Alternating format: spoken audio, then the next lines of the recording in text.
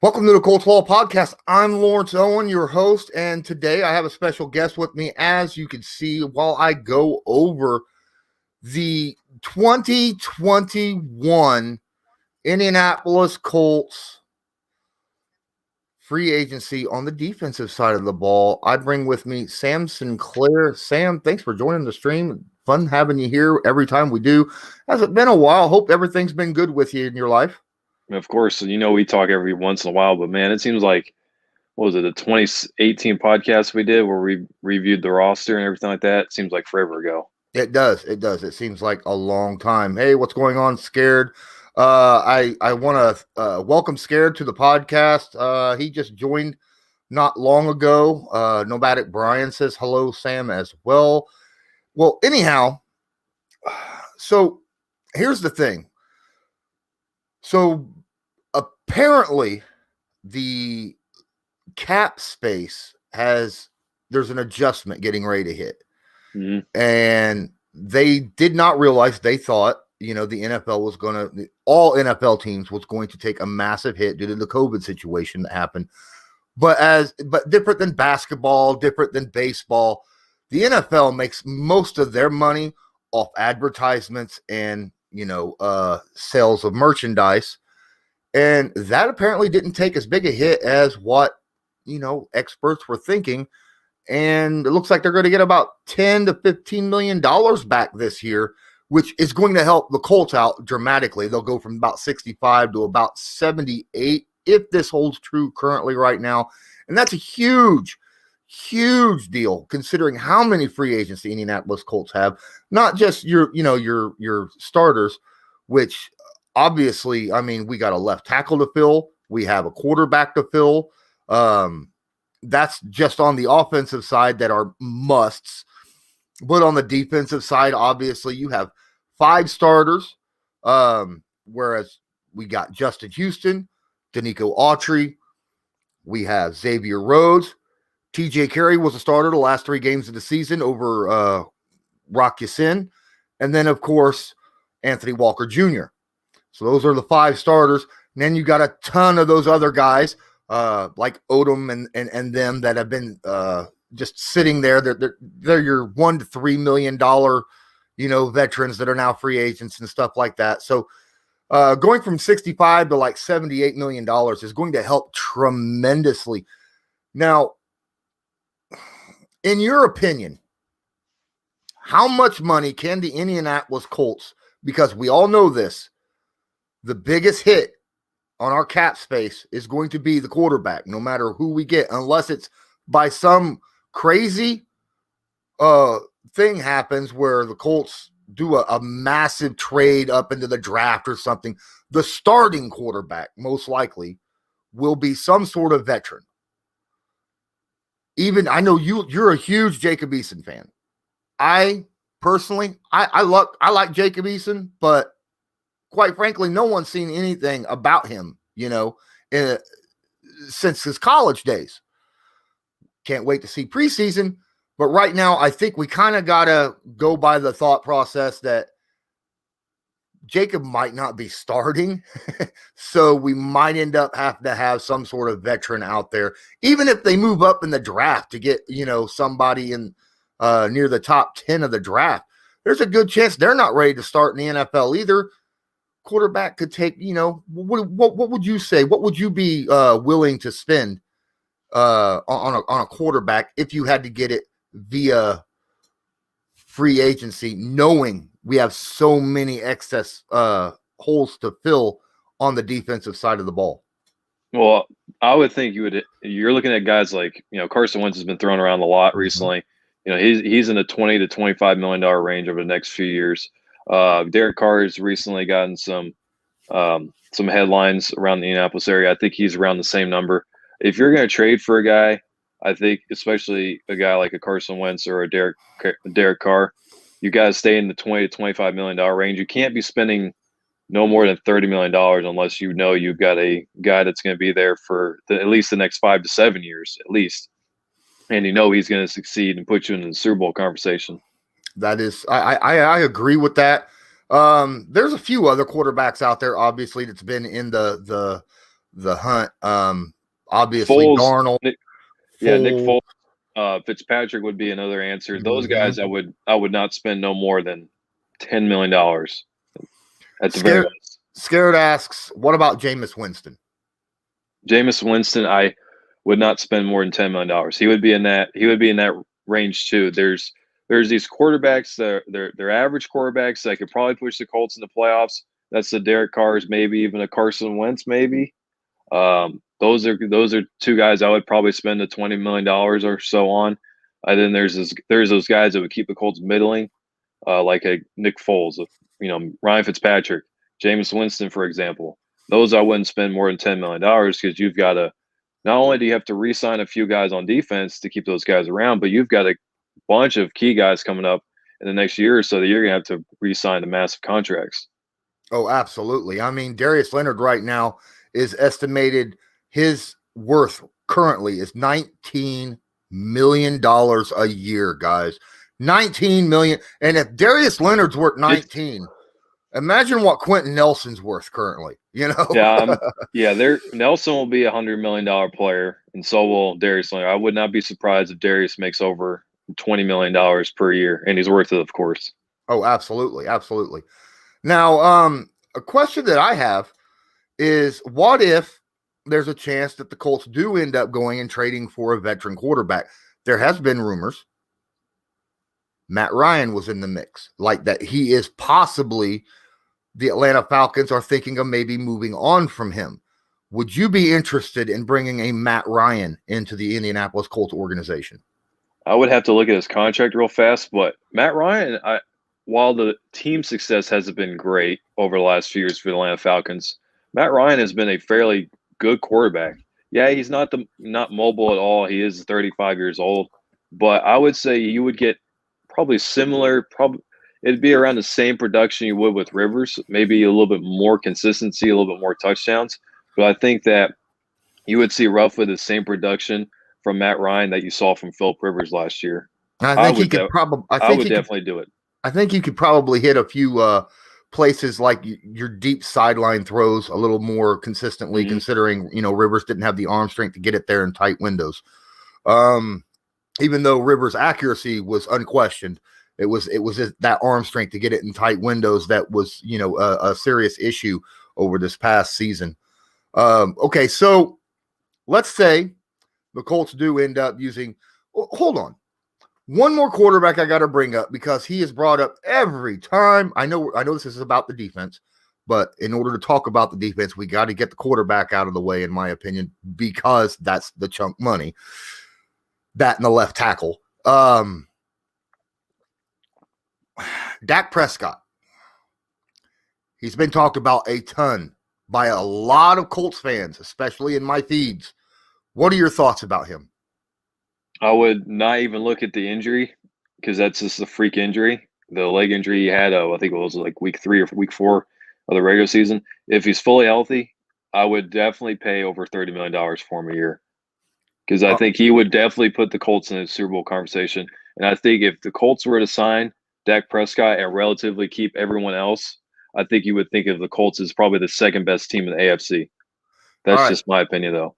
So, a Dak Prescott is going to want over $30 million. He's already turned down a 5-year, $33 million contract from the Dallas Cowboys. I would say in an open market, he's probably going to make in excess of $40 million because that's Mahomes made 50. I think Watson was around 40. I think Prescott's right in the middle of those two. Watson is probably better. I would probably want Watson more over Prescott, but I would say Prescott's going to be in an open market with bidding teams. I would say Prescott is probably going to make over $40 million a year. And I probably wouldn't sign him to that, but I would get him in the $30 million range. Let's say Dallas Cowboys decide, you know what, we're going to go all in on Dak. We're going to go ahead and throw the money at him. That kind of puts the red rifle out there on the market again as well. What would your thought process be on that quarterback? Well, I'm not sure. I think he's a free agent. If he is a free agent, I would he would be in that Jameis Winston, Ryan Fitzpatrick mold where I probably wouldn't sign him no more than 10 years. I just couldn't see it. I think, those are the type of quarterbacks. They're the middling quarterbacks. They're kind of like the Jacoby Brissett's. You kind of know what you got. There's a very high floor, low ceiling. So yeah, I wouldn't do no more than $10 million a year for Andy Dalton. All right, so all you can Colts says here Ballard will not pay $40 million a year for Prescott. Now, I'm going to agree with that only because Chris Ballard's one of those guys that believes in team first, right? It takes the team. And he's not going to put all of this, doing something like that is quite frankly putting all of your chips into your quarterback rather than having the money for your team. If you pay a guy like that, a guy like Quentin Nelson or Darius Leonard is not going to get re-signed.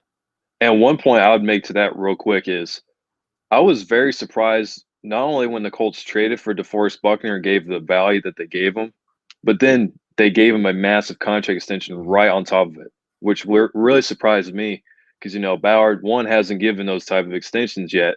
And number two, he really hadn't made those kind of transactions yet. So it really surprised me that not only did he trade a first-round pick for this guy, but he immediately made him the number one highest paid defensive tackle in the league. And he hadn't played a snap in the Indianapolis Colts scheme. That's really surprised me. I think he was the number two. I think Donald still makes more. Yep. But, I mean, he was ranked ridiculously high this past season. I mean, it was obvious he's worth the money that he's being paid because he makes a defense. I mean, you can see what the defense looks like with and without DeForest Buckner. Speaking of that defensive line, now that we get out of that situation, now the left tackle, that's going to take some money as well. And I'm going to tell you right now, if the Colts decide to go free agency on that, that's going to be a difficult situation for the Colts because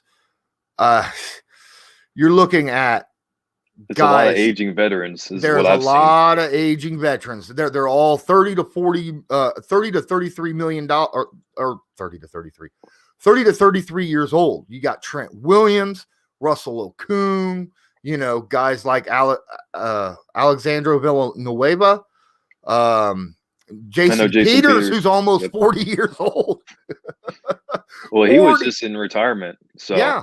But I think if Colts fans want to look at left tackle real fast, I mean, not to discredit Jarek Valdir, but the guy was in retirement for most of the season, and then he comes in off the shelf, and I thought he played fairly well.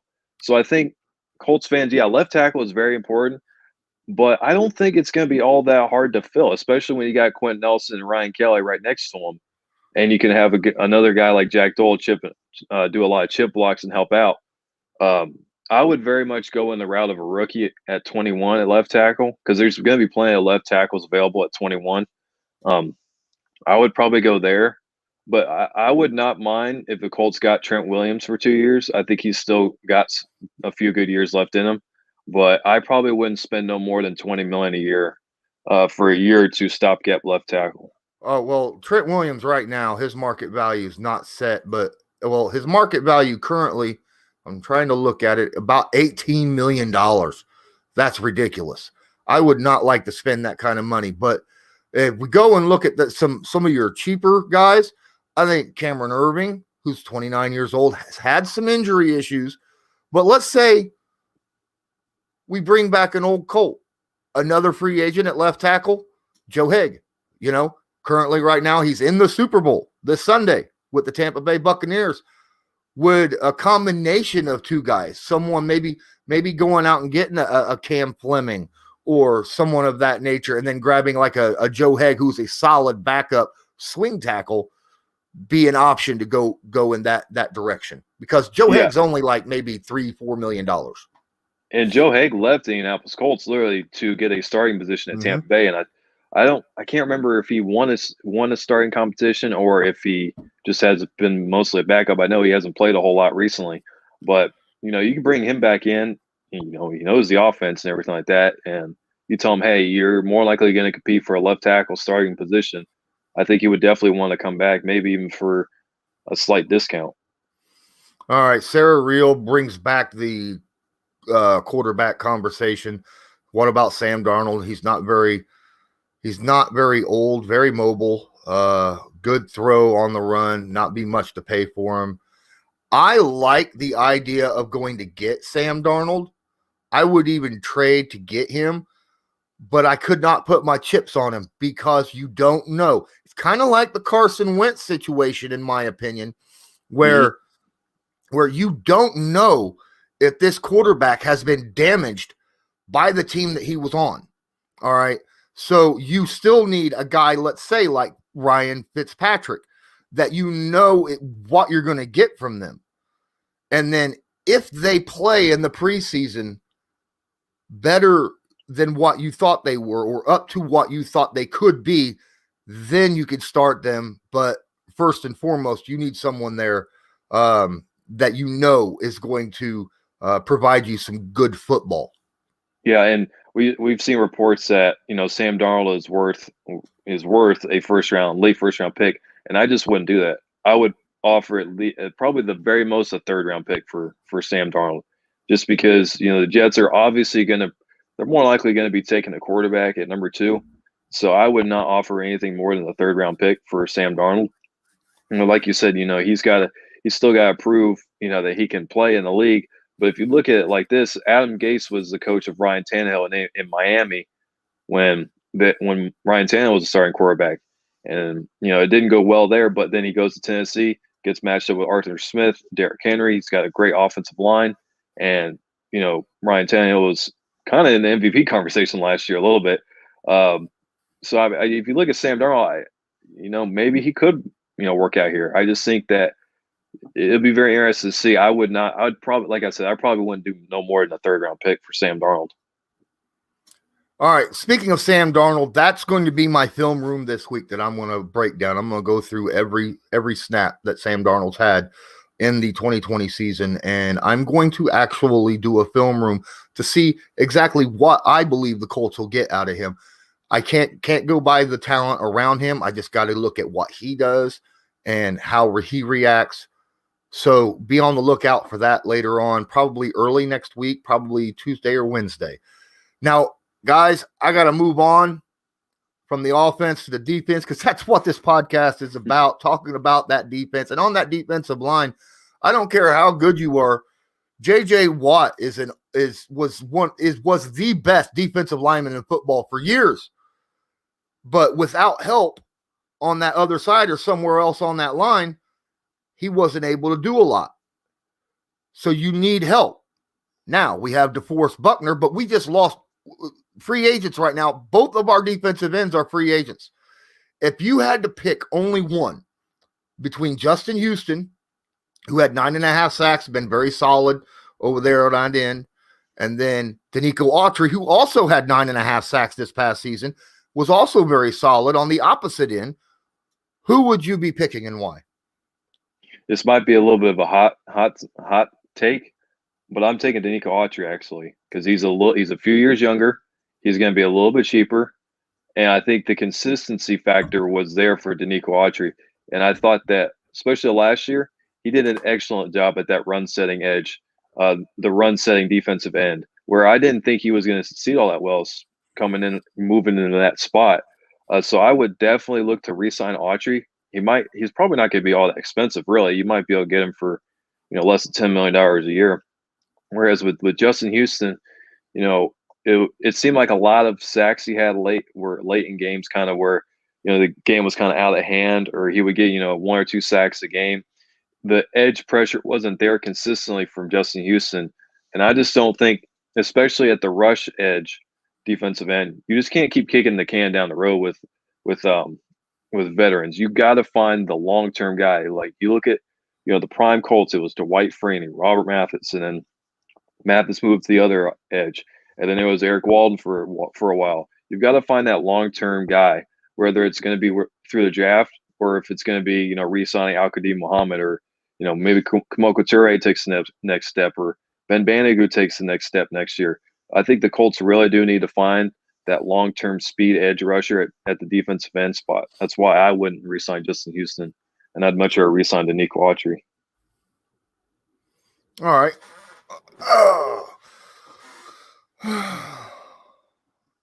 No, there's still a lot of offensive questions in my chat here, and I'm sorry, guys. I'm moving on from the offense.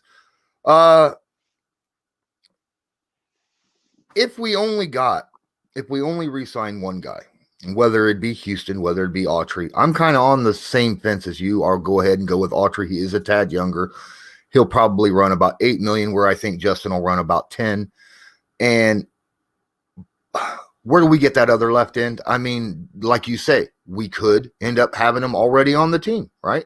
It's quite possible, but I think Tyquan Lewis is that guy. If Denico Autry is not re-signed, I think Tyquan Lewis is that next guy. Because I thought he played fairly well at that run setting edge late last year. I thought he was, and I think you've probably seen a tweet of like the Colts superlatives, and I put most improved player was Tyquan Lewis because I thought, especially in the second half last year, he was one of the more important defensive line players on the Colts last year. There are some really big names at defensive end right now on the free agent list. Leonard Williams, Jadeveon Clowney, Yannick Ngakoue, Trent Murphy, Solomon Thomas, Bruce Irvin, Derek Wolfe. These are all guys that are, your defensive end free agents. Would you drop money on a big name like, let's say, Ngakoue or Williams? Yeah, I would definitely throw some money at Yannick Ngakoue if he wants to come here. And I think there was a little bit of an issue of effort when he was in Jacksonville. I don't know if it was the same in Minnesota or Baltimore last year, but I think you can definitely plug him in right at that right defensive end or that left defensive end spot and just say, go get the quarterback. And I think he's only 26 years old. So he's just right now in the prime of his career. But the problem is I think Yannick is going to be the most expensive one of really any of those free agents. He probably will get probably close to $20 million a year. And I wouldn't probably spend that much on him. I don't know if Chris Ballard would, but that's probably the guy I would probably be most interested in, at least of that group. Vegas may or may not re-sign Takk McKinley. Is that a guy you might be interested in and maybe taking a kind of a flyer on to see what he could do on this defense? Maybe. He did do it. I thought his best work was with the Atlanta Falcons in their 4-3 defense, which is a lot like what the Colts run. I think Takk is probably more of an interior guy, kind of like a Tyquan Lewis. But I think, if you were to throw a one-year deal at him, throw him $5 million, I think I've also, like Yannick, I feel like I've heard issues of his work ethic and his him playing hard in Atlanta. So, and I would have to go back and look at that Las Vegas film. But Takk McKinley would definitely be someone I would probably be interested in as a flyer one-year deal guy. Okay. Now, I am going to go back to that left tackle position because I got a guy here who's here consistently. He's one of my regulars, and he did ask a question. McChicken, I ain't forgot about you. He said Trent Brown's been rumored to possibly be cut this season. Would you spend the money on Trent?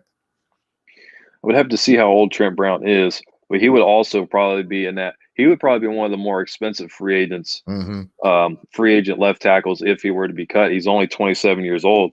So that's a guy that's just now in the prime of his career, and he's, massive left tackle. I think did he play right tackle for Las Vegas last year? It was either him or someone else did.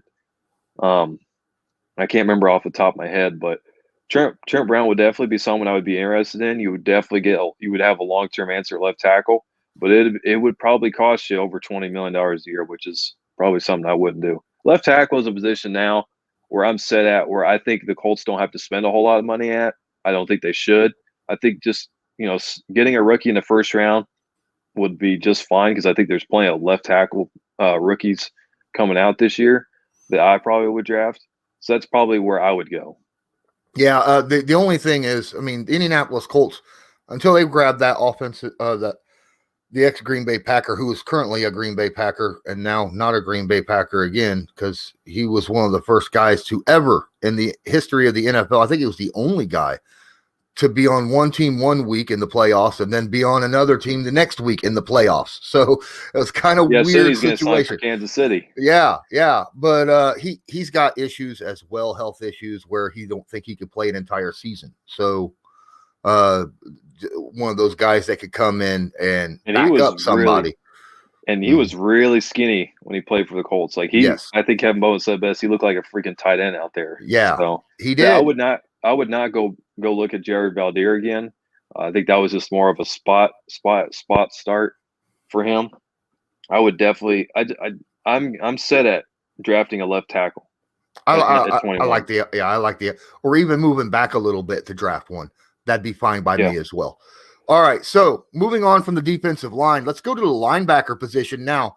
The big name for the Indianapolis Colts that they might not re-sign, and he is a fan favorite. He is a favorite of mine. I'm not 100% sure how you feel about him. I think Anthony Walker Jr. is the brains behind the defense on the field for the Indianapolis Colts. And it's scary for me to think I have seen what this team looks like on the field without him on the field with them. And they don't look good. I have seen that. But when he's out there, he's got guys in position. He's got guys, he recognizes plays before the ball's even snapped to get people in the right position to make these big, quick plays happen because Anthony Walker Jr. sees what's about to happen and gets guys there. Is he fast? Is he a super fast guy? No. Bobby Okereke by far has him on athleticism, but because he recognizes things so quickly, he's able to get into the position that he needs to be into a lot quicker than what guys who have that athleticism. Sometimes work beats talent, right? I mean, that it's how it works. I expect Anthony Walker Jr. to get a $10+ million contract this season from some team. I don't think the Colts can afford it. Yeah, I think the Colts will definitely look to re-sign him. I think the question is, do you keep him at the Mike linebacker spot if you re-sign him, or do you move him to Sam? Because I think he's a fairly good Sam linebacker too. Move Okereke over to the Mike linebacker spot. My guess is if they re-signed him, he probably would stay at Mike, and then of course they would just keep Okereke on in pass situations. But I just don't see a big market for Anthony Walker. I don't know if there's going to be a whole lot of teams out there for him. I think so. I think the New England Patriots. Honestly, I think the New England Patriots would go right after him because he fits their mold to a T. Hardworking, doing film rooms, working with the team. That whole situation. You hear the Patriots way. I have to do that. I'm sorry. I'm a Colts fan, so I got to kind of throw a dig out there. But at the same time, it's true. I think, and you've seen some guys that are those hardworking guys from the Indianapolis Colts go over there and have some success. Currently, they have a defensive end that used to be for the Colts for a couple seasons out there playing very, very well. So I could see him. He's a very solid middle linebacker. And I think there is more of a market out there than what a lot of people. Yeah, but Chicken, he is a Patriots fan, and he says we will take him. Well, see, here's the thing: is Anthony Walker is not. He's a good linebacker. He's a good coverage linebacker, but he's not like he's not the Darius Leonard or Bobby Okereke type. So I don't. That's where I think teams are going to be kind of turned away. I'm looking at the possible free agents inside linebacker. You've got guys like Raquan McMillan. Josh Bynes, Dylan Cole, you got Reuben Foster, Avery Williamson, Denzel Perryman. Those are kind of the bigger name guys. So, and then Javon Brown from the Titans. So those are a lot of the coverage linebackers. So I can very much see the Colts re-sign Anthony Walker to a fairly friendly contract. He probably wants to stay here, I would guess, because I think he really likes it here. I mean, him and Darius Leonard have a very close friendship. So that could come into play. He could sign a team-friendly deal. I think that's about the only chance I think that the Colts will have a chance of keeping him. I would not want to see him move on. Like I said, I love the guy. He's one of my favorite players on the Indianapolis Colts just because of his work ethic and how he goes about his business. But, yeah, that's a scary situation because linebacker is our maybe our best position group. I think it definitely is our best position group on the defense. It makes our defense go. And Anthony Walker's part of that. You know, as big a name as Darius Leonard is, Anthony Walker, he's someone that really helps make that defense go the way it goes. And you've got guys like Matthew Adams and Zaire Franklin who have played very little NFL snaps. I would not feel confident in them coming in as a Sam linebacker next to Okereke and Leonard. And you kind of just look at the teams in the AFC that you're playing every year. You're playing Baltimore, they're run heavy. Playing Tennessee, they're run heavy. Jacksonville is going to have Trevor Lawrence, but they've got a talented running back in James Robinson. Mm-hmm. You know, you're not playing, you know, two linebackers every down, and especially in the AFC. You're going to need three solid linebackers, and I think if they can get him under a friendly deal, which I think they can, I would definitely want the Colts to re-sign Anthony Walker. Moving on from that position, we got the cornerback position, and that's taking a massive hit this year. Massive hit. Both free agents we picked up last season, TJ Carrie from the Browns and Xavier Rhodes from the Minnesota Vikings, played very well last season. Very, very well. Xavier Rhodes gave up a passer rating, an opposing quarterback passer rating of a 64.3, I think it was, which is unreal. Very low. Unreal. All right. Now a lot of people look at it and go, well, he only had like 2 interceptions. Well, yeah, that is true, but he had like 30 some pass defenses or something like that. He had a ridiculous amount of pass defenses. He played amazing. He gave up 2 big plays all year. One was because he bit on the run, and the other, he just got beat. The guy was just, he threw a perfect ball and he couldn't get there in time. And that's all it was. He had the guy covered well. He had the guy covered perfectly well. And then Matt Stafford threw his receiver open across the middle of the field. And there was nothing Xavier really could do about it. Other than those 2 plays, Xavier played very, very solid football. Like sacks with defensive linemen, interceptions aren't the total story on how good of a coverage corner you are, because you like Richard Sherman and you look at guys like Richard Sherman and Deion Sanders, they don't have a whole lot of career interceptions, but that's because they're not getting thrown to, and that's the biggest sign of respect is you're not getting thrown to. How many times in the season, Colts fans, do you remember a pass thrown to the left side of the field? Hardly ever. I know I barely can remember some, and that's because Xavier Rhodes is playing really good coverage on some of the best receivers in the game. I remember that Detroit game. I'm circling Kenny Galladay as a matchup to watch, and he completely eliminates him from the game. So I think Xavier Rhodes played really well this year, and TJ Carrie played very good in spots too, I thought. So a cornerback is probably the most interesting position to watch for in the offseason for the Indianapolis Colts on the defensive side. I think there could be a lot of changes that happen on that side of the ball. Yeah, okay. So McChicken, as I said, is a Patriots fan, and he comes up with a question. They feel as though the Patriots are looking to trade Stephon Gilmore. Now, personally, McChicken, I'm sorry. I think Gilmore's still a top-notch cornerback, but I don't think the Colts are willing to pay the money at cornerback position that Gilmore will be wanting. What are your thoughts there, Sam? Yeah, you talk about needing to spend 3 first-round picks to get a quarterback. You're probably going to have to spend probably close to that same compensation to get Stephon Gilmore. And I think his cap hit is pretty big, I'm pretty sure. And I think he's 29 or 30. And especially, with corners, once he gets to 30, they really fall off. So it would cost a lot to get Stephon Gilmore. And, as a Colts fan, I would not like to give draft picks to the New England Patriots. No, I think especially for a 30-year-old. Yeah. Well, Bill Belichick, I know that Bill Belichick has not been known for his first-round picks as of late, but he very similar to Chris Ballard, he uses those mid-round picks very, very well. And he'll trade those first-round picks back for extra seconds and thirds and use the heck out of them. And I don't know. I don't know if the Colts would be willing to go that much for an aging cornerback. That's the problem. I would go that much for a young quarterback. Now, if Marshawn Lattimore was available, I would give them 3 draft picks for him, but that's just me. And you think about it with the 4-3 defense that the Colts run, outside corner is maybe what, 5th, 6th most important position in the defense. It's 3 tech, will linebacker, slot corner, and then I would probably say edge, and then safety probably, and then probably 6th is outside corner.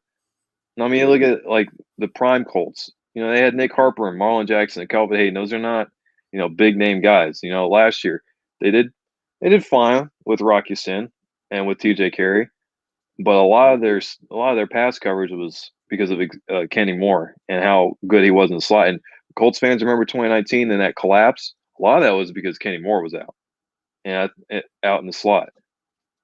And so that's why I don't think the Colts would spend a whole lot on Gilmore or even Marcus Lattimore or Marshawn Lattimore. Sorry. All right. So Scared says, what about JC Jackson? I'm sorry, dude. JC Jackson ain't leaving New England. I did the film room for Deer Pass Nation on JC Jackson. So my thoughts on him. He ain't going anywhere. Bill will trade multiple people with Gilmore to keep JC Jackson, I think. He kept his name off the all-pro list and Pro Bowl list, in hopes that he wouldn't get, famous. Yeah.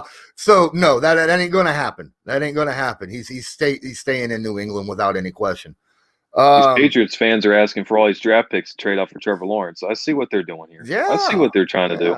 Well, I don't know. They might be interested in. Well, there's no way in the world they're going to be able to get Trevor Lawrence because I think that's a given that Jacksonville is going to snag him up. But they might be looking at Fields, So we'll see. He feels a lot younger Cam Newton, isn't he? I mean, that's the way I see him. All right. Safety. Now, I get at the beginning of the year, you had Malik Hooker. Now, he was a starter at the beginning of the year. Obviously, he got hurt. Filled in by rookie Julian Blackmon. Blackmon played his ass off. I don't cuss very often on this podcast, but Blackmon played his ass off. All right. He played very, very well. He showed a lot of physicalness for the free safety position. He showed athleticism. He showed the ability to make plays when they're needed, like that forced fumble against Green Bay right there in overtime to get the ball back so that the Colts could kick that field goal and win it. A lot of people say, well, MVS dropped the football. He didn't have it high and tight. I'm sorry. Blackmon split 2 defenders to get that hand in there to knock that ball out. That tells me that Blackmon is something special. How much of a interest do you think? Because I don't see. I honestly I don't see the former OSU safety getting re-signed by the Colts. Do you think he'll have a big market? I do. I think he will. I think he will. Yeah. The questions will be obviously his injuries. And I think a little bit of his tackling issue. I think he still, is not the best tackler. Julian Blackmon wasn't an amazing tackler last year, but I think Malik Hooker is definitely going to get a big market in free agency just because of how young he is. And, he didn't make a whole lot of plays in Indianapolis, but I think with a scheme fit where he's more of a deep safety, more of a deep safety like he was at Ohio State, I feel like in a new scheme, new team, new atmosphere, I think he will definitely be the playmaker that whatever team is going to pay for him is going to get probably. I just think that just wasn't the right scheme fit here in Indianapolis. All You Can Coach says, I would say that defensive end is the move that Ballard will use to draft with our first round pick. Do you think that to be true? I honestly, me personally, 3 positions that could go in the first round pick. You could see defensive end, you could see left tackle, you could see quarterback. I think those are the 3 positions that you could see. And it really depends upon what happens in free agency, what they do in the draft. What are your thoughts? Yeah, I've always went back and forth between left tackle and defensive end, unless, of course, they're trading up for quarterback. But I think I've been pounding the table for a left tackle at 21. but I would definitely not be surprised if they go defensive end at 21. That's kind of what I've been mocking really since November or so. But I just don't see a whole lot except for maybe like Gregory Rousseau. I think that's Russo. I think it's what his name is at Miami. He's projected to go in that 20 range, but I've seen him go top 10, and I've seen him land in Indianapolis as a Colt in a mock draft. So there's just not a whole lot of options. That's why I would like them to go left tackle at 21. Maybe find a defensive end at 54. I think is their second round pick. But yeah, I could definitely see them going defensive end, especially if one falls in the draft, because we see draft day crazy stuff happen all the time where players drop all the time. So I could definitely see him going defensive end. That's probably the number 2 position I would go with. Now, when thinking about using the first round draft pick on a defensive end, you have to keep in mind that Chris Ballard traded his first round pick and dropped all kind of money on that defensive lineman at the 3 tech for a specific reason, because he has spent high draft picks, second round picks, 3 of them on defensive linemen between Tyquan Lewis, Ben Banigou, and Kemoko Turay, and they haven't panned out to be what he was hoping them to be yet. And that might be a position where he might go, all right, I'll go free agency again, rather than go and say, well, I've missed 3 times so far. the odds ain't looking good going forward again. I have a feeling that that's probably what he's going to do because of what he's already done at the 3 tech.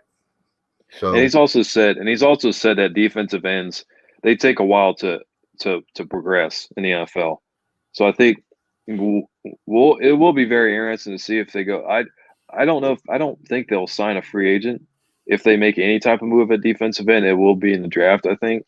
But I think eventually you've got to just put Ben Banigou and Turay out there and just say, hey, show us what you got. And if they hit, they hit. If they don't, then the Colts are going to be addressing that position again, possibly.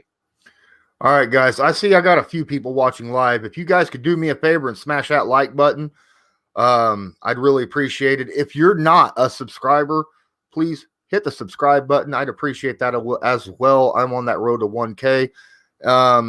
You can always share to your favorite social media, whether it be Twitter, Facebook, Instagram, doesn't matter. Just hit that little share button down there and share it out. That would do me a huge, huge favor, and I would appreciate it a whole lot. Also, down in the comment or in the description, you could find Sam's link. Sam, we're not quite done talking, but I still want you to go ahead, since I forgot to mention this at the beginning of the stream. Tell everybody where they could find you. You can find me at Sam Sinclair 96 on Twitter. That's really the only place I post because I think Twitter is taking over the world. I mean, that's where you find your news nowadays. So you can find me there. I do written work at the ColtsWire. It's a USA Today sports media platform. You can find work there. I'm going into this is probably my favorite part of the year, content-wise, is the off season. Not necessarily February, March, but once we get into March and April, you can literally write 5 articles a day and still have stuff to write about. So yeah, definitely check out my written work. I've got plenty of stuff on there. Did a Jacob Eason full player profile where it literally has more information than his Wikipedia page. You can check that out. I've got plenty of mock drafts on there, plenty of different content to look at. All right. So, is there anyone in free agency right now that's not a Colt free agent that you would like Ballard to really take a hard look at and think about bringing into Indianapolis on the defensive side of the ball? Well, we've mentioned Yannick Ngakoue already. I think that's a guy I would definitely look at. I know he's going to cost a lot of money, but that's definitely a guy I would look at, especially if you don't fully believe in Kemoko Turay and Ben Banigou. If you're looking at the more short-term guys, you got like Matt Judon and Von Miller. Those are guys that you could possibly bring in as short-term edge rushers. I like a guy like Bud Dupree. The ACL injury, the most recent ACL injury, that kind of worries me a little bit. But he's a stud pass rusher. Looking through the list here, I mean, the Colts, you look at it, they don't have a whole lot of needs, really. You think about it. I mean, really, cornerback that they can dress in the draft. You can maybe bring in a guy like Mackenzie Alexander. Alexander is a free agent this year. Would you be interested in maybe grabbing him? Yeah, but he's bounced around a few teams and it still hasn't hit. I really don't know if it's going to work in Indianapolis. He's 28. He's a little bit older. That's a guy I'm not fully sold on yet, really. Yeah, I would still bring Xavier Rhodes back if I had a shot for maybe a 2-year contract, because I think he played incredibly well. But it'll be, I mean, you're looking at probably about $8 million a year. Yeah, I think it's going to be close to $10 million for Xavier Rhodes. I would definitely want to bring him and TJ Carrie back.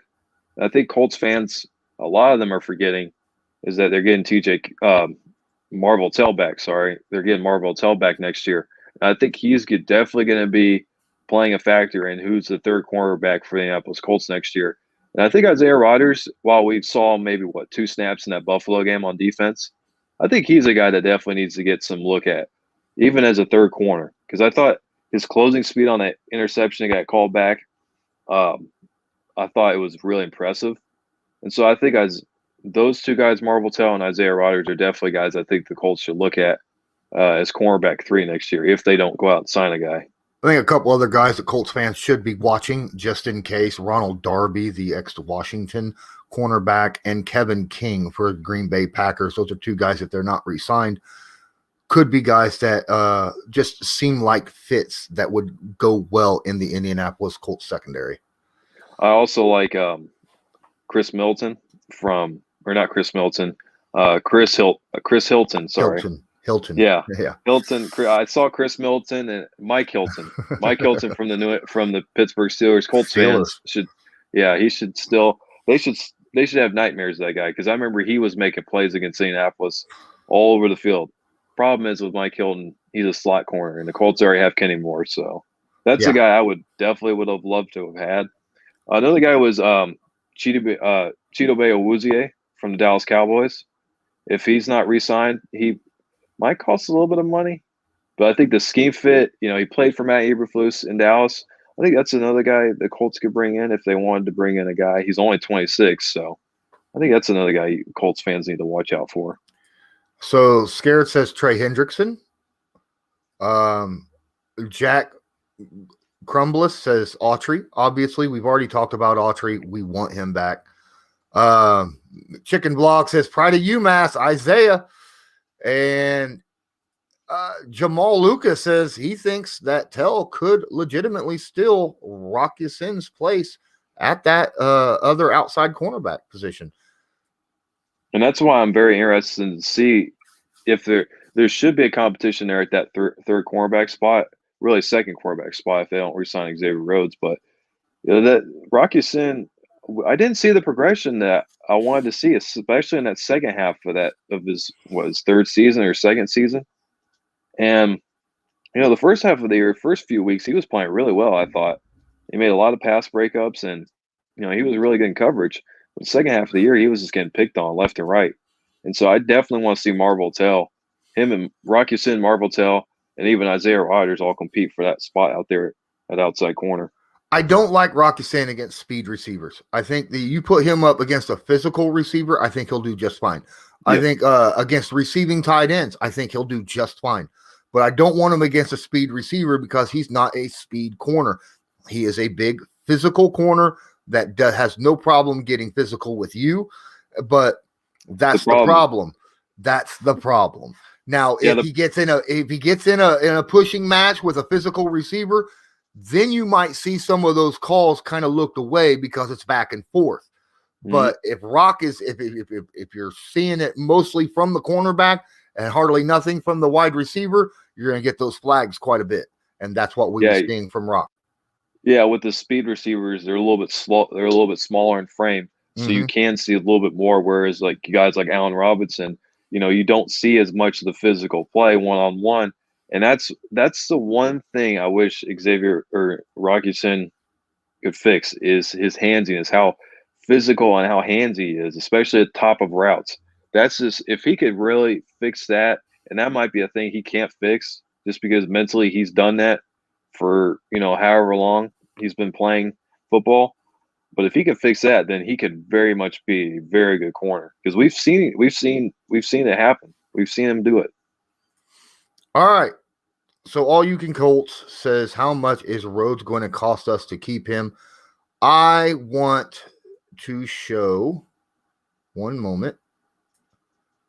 No, I would say it's no. if they don't get in the bidding battle with other teams, I think he's around $10 million a year. Well, according to Spot Track, let me bring this up.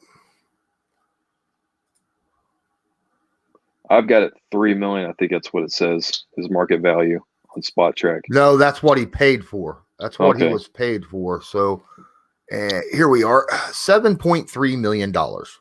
Yeah, it's his market value currently. We signed him for a $3 million last year, and that was basically come here. Let's see what you got left, and he showed that he still had it. And because he showed he still had it and he played incredibly well, this market value is where it's at now. $7.3 million. And I'd be willing to pay that for a 2-year contract just to keep him. At least, yeah. That's my thoughts. Yeah, I wouldn't go over 10. And I would, if you're going to sign him to a long-term deal, it's got to be 2 years. And I think that you're going to have to front load with guarantees in the first year because you have no clue if he's going to fall off in 2021 or 2022. So, I would look at the $10 million range for 2 years, give him like, $5 or $6 million guaranteed, give 5 of it, 4 or 5 of it, in the first year, and then have a little bit of a guarantee in the second year. Okay. Nomadic says keep those roads closed, and I fully agree with him.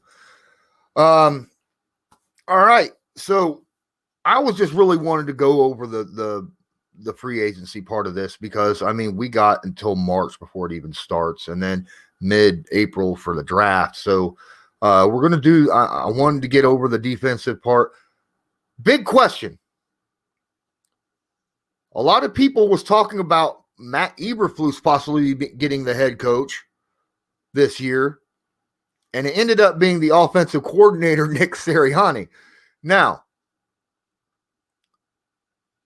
my question to you is this zone-heavy defense for the Colts, is this something that is holding the Colts defense back, do you think? I don't think it's holding them back because I think the purpose of the zone defense is to make a lot of plays. And the Colts have playmakers. They've got DeForest Buckner, Darius Leonard, Julian Blackmon, Xavier Rhodes, Kenny Moore. They've got playmakers. The zone defense works just fine. I think where I get upset with is how preventive the zone is. You've got outside corners playing 10 yards off the line of scrimmage when you've got corners like Xavier Rhodes and Rocky Sin and Marvel Tell, who are longer type corners, a little bit more physical. You've got them playing 10 yards off the line of scrimmage. And I understand it's easy to call holding and DPI in the NFL, especially nowadays. But I think going into next year, I think Matt Eberflus, I don't know if he'll do this, but I think he needs to be a little bit more tighter coverage, a little bit more stickier coverage, especially on the outside against receivers. Because you look at the slate they're playing next year. They got the NFC West. You got the Seahawks and the Cardinals and the Rams. Those are pretty pass heavy offenses. So your coverage is going to have to be really good. And we've seen bits and pieces last year where the coverage was really, really good. So I don't think the zone defense is holding this Colts team back. It's best for the scheme. It's best for the team that they're building speed, and they play indoors, so they're using that speed. So I don't think it's necessarily a detriment. I just think that the preventiveness of the defense, how much soft zone defense do they play, is what concerns me. Yeah, I mean, the Colts, like you said, playmakers. They were number 2 in the NFL in the turnover margin last season. Mainly a lot have to do with the defense, but obviously Phillip Rivers and that offense didn't give the ball away very much, which was contrary to what a lot of people thought was going to happen with Rivers at quarterback. But the one thing that does hurt when you run a lot of zone heavy is you give up a ton of yards. I mean, and that's what you do, especially against patient quarterbacks. And in a zone heavy defense, you need really good pass rushers that can get the mark. That's the problem. And with Justin Houston, Denico Autry, you're going to need to have younger, faster guys on that end to go with DeForest Buckner and Stewart in the middle in order to make this zone work very, very well for you. So that's my thought is in order for this zone to work, you need to go out and get another really good playmaking defensive end, or you're just going to end up very similar, giving up a ton of yards on guys to quarterbacks who can be patient, like a Derek Carr or Matt Stafford. Like you said, we're getting ready to play the Rams with Matt Stafford. The Rams had the number 1 defense in the NFL last year and the number 11 offense with Jared Goff at quarterback. Okay. Number 11 offense with Jared Goff. Now they got Matt Stafford. So we need someone to get in there to get pressure on Stafford, because with the Lions, he threw for almost 400 yards against us. Yeah. So and you look at the prime Colts defenses, it was Mathis and Freeney coming off the edge. And it took a lot of pressure off the guys, the back end guys. And we saw a lot of plays from Bob Sanders and Antoine Bethea. Those guys are making plays all over the field because quarterbacks were rushed. Heck, look at the play that sent the Colts to the Super Bowl against Tom Brady. Yeah. Dwight Freeney got pressure off the edge. Brady had to throw it early. Marlon Jackson made the play. That's if the Colts want to step into that elite top 5 defense, like I think they can, they need a guy like Kamoku Ture or Ben Bannig or Tyquan Lewis to really take over as a speed rushing defensive end. Or like we was talking about, possibly going out and grabbing one of them high-end free agents out there. I don't think they'll get Leonard Williams, because Leonard Williams is going to be one of them $18 to $20 million guys. He had a fantastic season last year. He did. Yep. All right. Just plain folks. Hey, thanks for making it here live. Appreciate you a lot. Thanks. All right. So we've been here just pushing an hour now. I want to thank Sam Sinclair and everybody that joined me here in the live chat. I appreciate it. Again, I will be here every Friday. I'm sorry I wasn't here over the past couple weeks. I've had family over, my kids, their kids. So I had a house full of kids, in my opinion. Now, you might not call them kids. My daughter is like 21, but she's a kid to me. And then my grandbabies and stuff. So it was really loud. I can't really do a podcast with a loud house. So I wasn't able to do that.